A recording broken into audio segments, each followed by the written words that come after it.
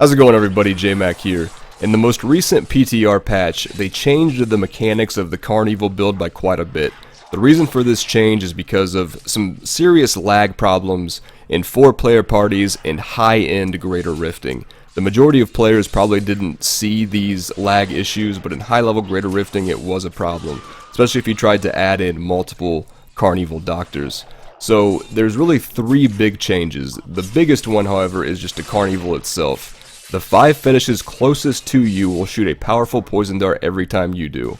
So instead of every fetish shooting darts, now only the closest 5 to you are going to shoot a very powerful dart. And then the rest of them are going to be attacking in melee range. And by a powerful dart, each one of those darts' damage is increased by 250%. So you're going to see 2 to 3 to 4 billion crits at times, which is pretty nuts.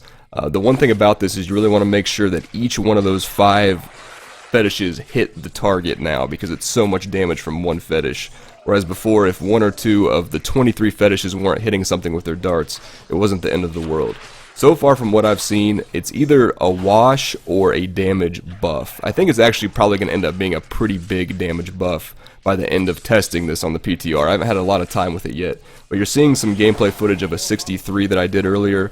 I don't have the greatest Carnevil gear. My dagger of darts isn't amazing, and a 63, I think I did it on my second try on a 63, which is pretty insane. So I'm thinking this build can push up to 70, especially when you factor in the Bane of the Stricken legendary gem from Season 4, which I don't have currently. So overall, I think this is fine. As far as the way you play the character, it's pretty close to the same as it was before, although before this change, the way you kind of played is you wanted to find a corner and then set up there with your big bad voodoo and whatnot, and then generate a line of fetishes in front of you to then block projectiles like spears and archers and things like that. And now you're only going to have 5 fetishes shooting darts near you, whereas all the other ones are going to run away from you, so you can't make that line as much right in front of you. But the fetishes will be surrounding enemies and hopefully blocking some things and stuff like that. So that's kind of really the only playstyle change that I really felt, in my opinion. The other 2 big changes, they've changed it so that fetish army damage rolled on gear is going to apply to all of your fetishes. The fetish army and the passive fetish sycophants are going to all get fetish army damage percentage. So that means it's very important to get it on your shoulders and your chest and your offhand, even more than it used to be. There was an argument to be made to roll poison dart damage on the offhand at one point if it naturally rolled elite damage, but now you definitely want to go fetish army damage. And then you get your poison dart damage on the belt and pants. And the other big change is they changed it so that pets can now deal area damage. So you get the 50% area damage from your paragon, and then potentially even stack more area damage on other pieces of gear, and gives you some more AoE clear that way. Overall, I actually really like the changes, and it feels very powerful, and it's pretty fun to hit with darts for billions of damage now. Even though not every fetish is shooting darts, it's still pretty cool in how it plays. I kind of like how, you have your fetishes running up and tanking for you, and then you've got your 5 fetishes sitting back with you and shooting darts. So overall, there shouldn't be really too much change as far as gameplay for you guys, I don't think. Let's go over the gear real quick, and then we'll go over the spec, which we've really gone over a million times. The spec and the gear hasn't changed all that much, really. So we've got the dagger of darts. You want attack speed and a damage percentage roll on this instead of the elite damage if you can get it, but that's easier said than done. You have to basically get an ancient one that rolls naturally either weapon damage or attack speed, one of the 2. Then as far as Zuni pieces go, which again, the Zuni 2 set is your fetish army lasts until they die, and the cooldown of your fetish army is reduced by 80%. This, paired with an SMK, means you can recast your fetish army pretty much all the time, whenever you want.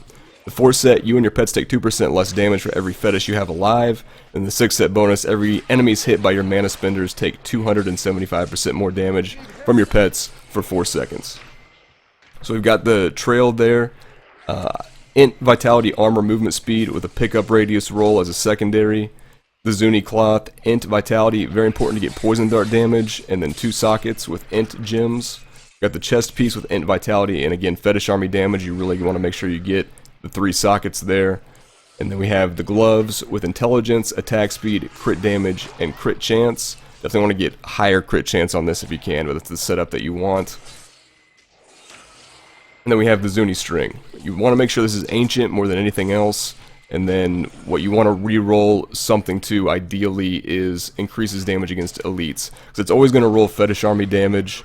And as long as you have the int crit chance Fetish Army damage, you want to go for that elite damage as well. Vitality roll is nice, although for the most part I'm not worrying all that much about toughness. I am running an esoteric alteration in this build, but when it comes down to it, I think a glass cannon Carnevil build is going to be better than some of the tankier versions, because you can fish for a really good rift and then deal more damage with the glass cannon version, whereas the tankier versions are going to have more smoother overall runs, but you won't be able to push as high because you won't have as much damage. So that's the rolls you want there. We're running Lacunis with poison damage, attack speed, crit chance, move speed, intelligence. We've got a Hellfire Amulet, which I got this yesterday. This thing is nuts. With the Spirit Vessel passive, int, crit damage, crit chance, and a socket. Poison damage is going to be better than int, if you can get that. Then we've got the Carnevil, which we already showed. Int, vitality, crit chance, pickup radius roll as a secondary, and then a CDR gem. Again, if you're going for the tankier version, you could go with a life percentage gem there. Got the Witching Hour, intelligence, attack speed, crit damage, and then you want to make sure you roll that poison dart damage. And then we're running the Skeleton King Pauldrons. Gives you a second life from time to time, which is very nice. And Fetish Army damage there. Int Vitality and an armor roll. The armor roll could be potentially maybe area damage. Is something that I have to explore and see if it's actually going to be good or not. Then we're running Focus and Restraint. Int, crit damage, crit chance, and a socket. Although you could reroll the intelligence to attack speed. Same with this one. And then as far as legendary gems go, definitely Simplicity Strength. Although the Simplicity Strength on paper may look like it's not as good as it was before, but still, you know, those 5 fetishes are dealing so much damage, and they're still getting buffed by this, that I think it's definitely worth it. And you also get some sustain out of this as well, especially if you're running the more tanky versions. That sustain from the secondary effect is really nice. Then we're running Bane of the Trapped for more damage there. This will be procced by our Grasp of the Dead. And then I'm running Esoteric Alteration at the moment. I've kind of just been messing around with different stuff on the PTR, and I went a little bit tankier just so I wasn't getting killed by things like Thunderstorm and, you know, frozen stuff and things like that, cold damage. So that's what I'm running at the moment, but I'm pretty sure in Season 4 that I'm going to go Simplicity Strength, Bane of the Trapped, and then up here, Bane of the Stricken for just maximum damage is what I plan to do. Next up, we have the abilities. Poison Dart, Snake to the Face. We get some nice stuns here, especially with the Dagger of Darts, piercing through multiple enemies, getting stuns. Although it's not going to stun as much in 2.3 with the CC changes. Still like that the best. Grasp of the Dead, Desperate Grasp. This is going to proc our 6-piece Zuni, and it's also going to proc Bane of the Trapped. And now it is only a 4-second cooldown, so you can just cast it pretty much whenever you want to. You can also run Death is Life here for more health globes that will buff your Gruesome Feast. We've got Voodoo Slam Dance. We're going to run an SMK in the cube, so we're going to have this buff pretty much all the time, attack speed and damage. Spirit Walk Jaunt for movement speed and to get out of bad situations. Piranha's Paranado is also going to proc our 6-piece Zuni and pull enemies together to maximize your Dagger of Darts. Just your dart damage, really, the AoE from that. Fetish Army Legion of Daggers for 8 dagger-wielding fetishes. So now that not all of your fetishes aren't shooting darts anymore, and when they shoot darts, their damage is transformed to poison. It's just going to be the 5 closest, which may not always be the Fetish Army Legion of Daggers. And these aren't like Fetish Sycophants, where in 2.2, Fetish Sycophants take on your highest element damage on your gear. So there are going to potentially be some melee fetishes running around that are physical with this rune. So you could change this to Headhunters to make sure that all of your fetishes are poison damage. Something I haven't tried out just yet, but it might be better. Then we've got Pierce the Veil for more damage, pretty standard. Fetish Sycophants here, we're running a Witching Hour, not the Belt of Transcendence. This crit damage and attack speed on the Witching Hour is so good, you can just run the Fetish Sycophants there. Graven Justice for cooldown reduction and some sustain. And then we've got the Gruesome Feast for more damage. You want to make sure you have like 8 to 10 pickup radius for Gruesome Feast. In the video right now, I was actually running Swampland Attunement, just messing around with that to see if I liked it in the build. Without Thing of the Deep, I'm not sure how good it is. Some other options in this slot would be Confidence Ritual even. If you want to be more in close range, you're going to get that buff I feel like that's kind of maybe not a great idea, but it's something you could mess around with and try. You could also just run bad medicine. When you deal poison damage, the damage is reduced by 25% from those enemies. Or you could run jungle fort for just a static damage reduction potentially. That's probably really about it. And then I've got the Spirit Vessel on my Hellfire Amulet, which Spirit Vessel in this patch actually got a huge buff. You now heal for 50% of your max life when it procs, and the cooldown is reduced from 90 seconds down to 60 seconds, which is really quite fantastic there. As far as the cube legendaries, the SMK, like I already said, to get that Big Bad Voodoo cooldown, and it also allows us, along with the 2-piece Zuni, to just recast Fetish Army just constantly. Mask of Jerem for more pet damage, pretty standard, and then the Ring of Royal Grandeur to get the 6-piece Zuni bonus. Something that I've thought about doing with this change is stacking a lot of area damage and running Convention of Elements and a Zuni Pox as rings, and then running Tasker and Theos, potentially. I don't think that's going to be as good as just running Focus and Restraint, but it's something that I want to at least test at some point and see how it feels and see how good it actually is.